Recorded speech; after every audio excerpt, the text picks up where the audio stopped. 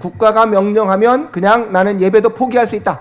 그렇다면 그 신앙은 아무것도 아니죠. 국가가 어떻게 하라고 하면 국가의 명령 따라서 가는 그런 신앙이 아닌 성경의 가치에 따라서. 우리가 지금도 왜 동성애를 반대합니까? 아무리 국가가 합법화시키려고 해도 이건 하나님 말씀에 어긋나는 거기 때문에 우리가 생각을 해보면 중세 때를 생각해 보시면 교황이, 교회가 국가를 지배했던 것이죠. 국가를 다 지배해서 왕들도 교황 밑에 명령에 다 복종하던 그런 시대였습니다.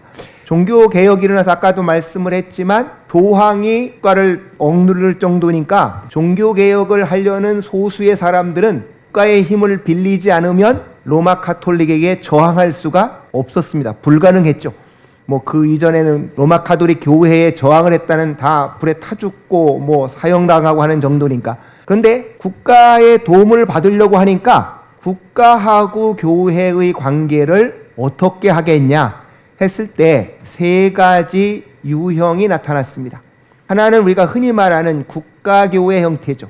바로 영국에서 성공회라고 하는 데를 보면 교회의 머리가 영국의 국왕이다.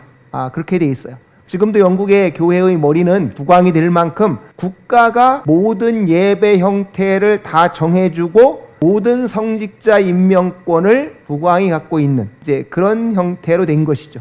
거기에 대해서 우리가 아는 대로 아까 말한 청교도들이 예배를 정한다든가 이거는 국가의 명령을 따를 수가 없다 해서 이제 청교도 운동이 일어났던 것이고요.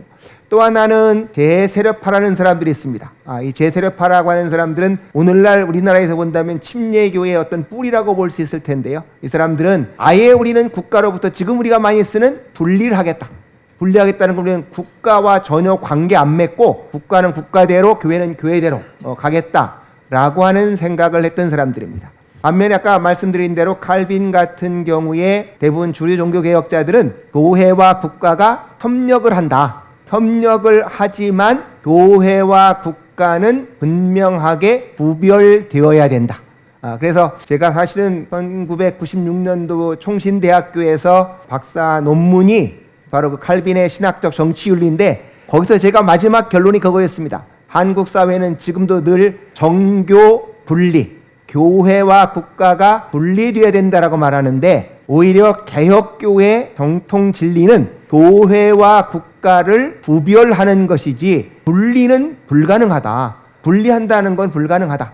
그래서 우리의 정상적인 자세는 교회와 국가가 구별되어야 되는데 저는 그걸 가끔 학생들한테 설명할 때도 그런 얘기를 했습니다. 예수님이 신성과 인성의 두 본성을 갖고 한 인격이실 때 신성과 인성은 결코 분리될 수 없고 구별되는 것과 동일하게 교회와 국가는 하는 역할이 분명히 구별되어질 수 있지 분리될 수 없다는 것이죠. 근데 결국 교회와 국가의 분리는 아까도 말씀했지만 미국으로 건너가서 미국의 수정헌법에 생겨났습니다. 그때의 그 분리라고 하는 개념은 아까 말씀한 대로 영국이라고 하는 나라가 성공회라고 하는 국가교회를 모든 국민에게 강요하니까 결국 특정한 교파의 세력을 국가가 후원해주는 그런 국가 형태의 교회가 아니라 다종파의 교회들을 다 국가가 보호해주겠다 하는 의미에서 교회와 국가를 분리시켰습니다.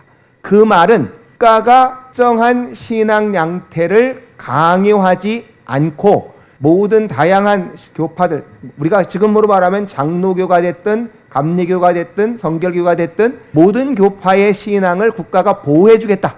그러니까 국가가 그렇게 보호해주겠다라고 하는 의미에서 정교 분리를 했지 교회가 정치에 대해서 국가에서 말하지 마라. 그런 의미에서의 정교 분리가 아니었다는 겁니다. 그런데 이게 한국의 역사에 오면 1901년에 소위 장로회 공의회라고 하는 곳에서 소위 정교 분리 결정을 했어요.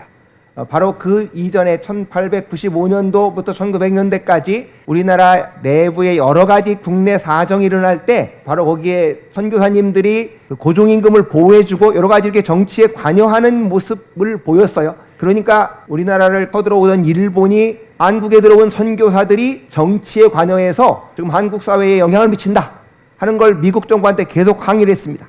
그러니까 선교사들이 또 하나 우리나라의 선구적인 민족운동가들이 교회에 모여서 또 독립운동을 논의하는 위험성도 있었고, 그래서 그때 결국 정교 분리를 선언했어요. 그러니까 선교사님들이 교회는 정치 문제에 대해서 논의하지 말고 관여하지 않는다 라고 하는 게 공식적으로 결정이 되어졌고, 그 이후부터 한국 사회는 이제 교회는 세상 일에 정치에 관여하면 안 된다 라고 하는 생각을 꾸준하게 해왔던 것이죠.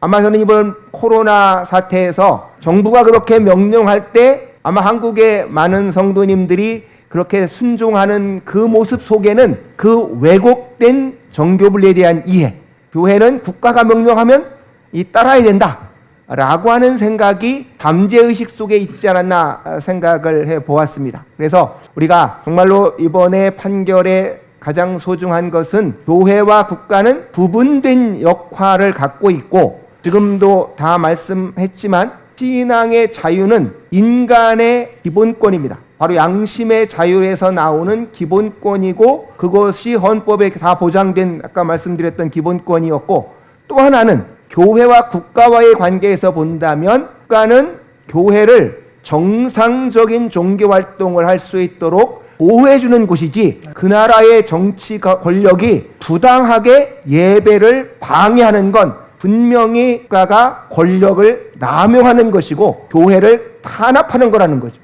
그러니까 우리가 이거를 명확하게 인식할 필요가 있다고 생각이 됩니다. 그러니까 이 교회와 국가와의 관계에서 교회도 국가의 법적인 정당한 질서를 간섭하거나 방해해서는 안 되고, 대신에 아까도 변호사님도 누누이 말씀했지만 방역 조치가 필요하면 국가의 방역 조치를 하라고 교회에 요구할 수 있지만, 교회의 존재 이유인 예배를 드리지 말라라고 명령하는 건 국가가 대단한 월권을 행하는 거다 그 말이죠. 그러니까 우리가 이번 기회를 통해서 앞으로 이것을 명확하게 해나가고, 앞으로 국가에 대해서도 이번 판례를 근거로 삼아서 앞으로 또 이런 방역 조치가 필요하다면 교회가 방역 조치를 할 가이드라인을 제시하는 건 정당하지만, 예배를 막는 이거는 국가의 월권 행위이고 대단히 잘못된 것이다 라고 하는 것을 우리가 좀 분명히 인식을 했으면 좋겠다.